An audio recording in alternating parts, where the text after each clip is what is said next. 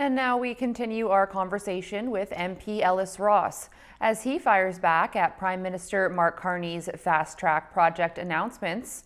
MP Ross was also a recent recipient of the Lifetime Achievement Award for Indigenous Economic Advancement. CFTK-TV's Helen Asante shares more. Ross offers a more direct and critical analysis of the Prime Minister's plans. Northwest BC can take off and they can lead the country in basically turning Canada into the best performing country in the G7. It's not the entire solution, right? But Northwest BC is already punching above its weight. We're doing more than our fair share. We got the port in Prince Rupert. We've got LNG Canada and Rio Tinto Alcan in Kitimat. We've got the inland port in Terrace, which is doing amazing business, not only for themselves, but surrounding businesses. And we got Stewart.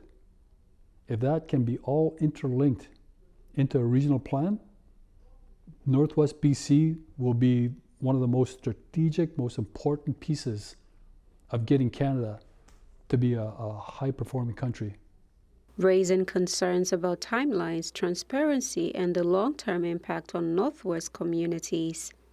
LNG Canada is ramping down their construction now, and Kitimat's going to feel it. They're going to feel the economic crunch of all those jobs going away.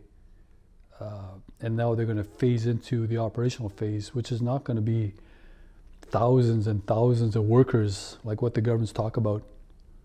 There'll be secondary employment opportunities in terms of the businesses that service LNG Canada in the same way they service Rio Tinto Alcan. And Haisla Cedar LNG and Niska Sai Lisms LNG will be floating facilities. So you take away that construction cost and implementation away from that.